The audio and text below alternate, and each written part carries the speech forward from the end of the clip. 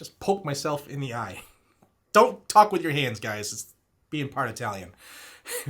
Guys and gals, welcome to Guns and Gadgets, the premier source for Second Amendment news. We actually got a couple items yesterday from the ATF. Two of them I want to give to you right away because they're important because it's been the talk of the country.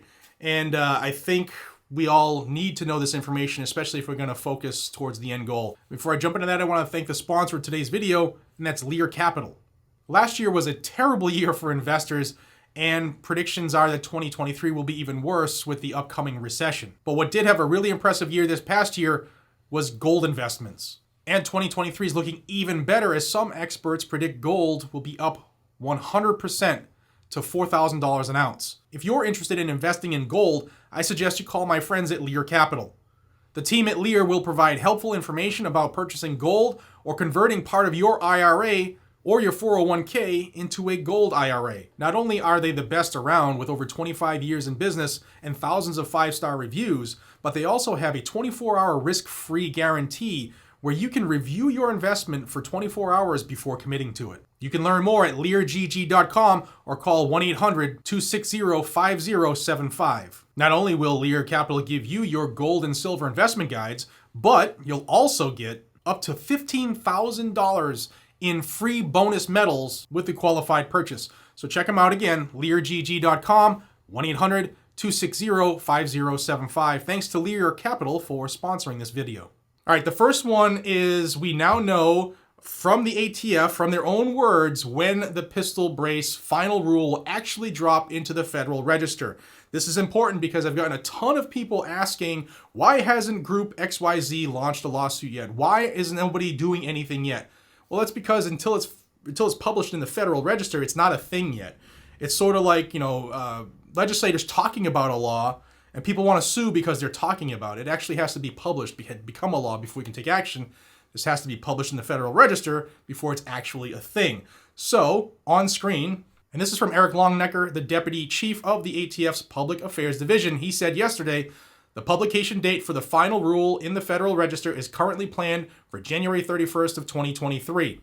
Now that's important because assuming it does get published, because the Federal Register publishes everything else for the government too. So if it does get published that day, then day 120 is May 31st, 2023, which is a Wednesday. So now we know day 1 is January 31st, assuming it's published in the Federal Register that day, and day 120 is May 31st, 23, which is a Wednesday. So a lot can happen between now and then. The second thing I want you to know is that the ATF actually corrected themselves. They said they made a mistake, which I'm waiting for lightning to strike. But you remember the video that I did, and John Patton is actually the one who did the first video, so hats off to him because he caused a stir with this. Deep within the FAQs on the eForms website, you had to log in to get to it. This was there for a couple days. The question was, if I am a registered owner of a NFA item, can someone else shoot my item in my presence? And the answer was no. Only responsible persons listed on the approved registration may have physical or constructive possession of the NFA item.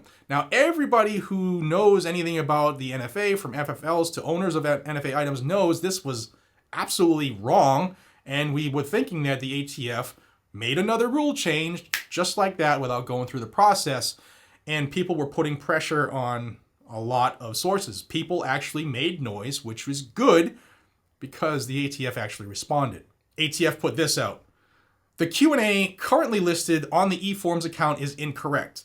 In this scenario, the registered owner of the NFA weapon is co-located with the firearm and thus no transfer has occurred. However, if the person firing the NFA weapon is prohibited from possessing the firearm, there could be a GCA violation, Gun Control Act. We're working to correct the site as quickly as possible, and that was deleted from the website in short order. It's no longer there. So good on John Patton for putting the first video out, and good on everybody else who this was sent to and made noise about, because they actually admitted they had made an error and fixed it. Now, the big question is, was that an ATF agent who wrote that? Or was it just somebody who was hired to do IT work and like, here, this is what you need to put in, type it. But somebody got that information, that incorrect information, to the website. And it's more proof. I say this a lot. People often talk about cops and maybe they don't know the law. This is the truth, guys and gals. And if you're a cop or a chief or an instructor at the academy and you don't like it, look in the mirror. The police academies, whether they're local, municipal academies, state academies, or even the federal academies, FLETC included, they only teach you the bare minimum. So if you want to be really good and know the laws, you have to actually do more continuing education and learn it. So it sounds like ATF needs to start teaching people in the organization what the damn law is. But hey, we got 2 pieces of information from ATF yesterday that we absolutely needed. And now we know. January 31st, all eyes on the Federal Register. If it does actually start, then May 31st is the 120th day, and a lot can happen in that time, folks. So I will keep you up to date on what happens and when things drop, if you know what I mean. And until we see each other again, be safe, stay vigilant, and carry a gun to keep you, your friends, your family, your community safe. I will see you on the next one, y'all. Take care.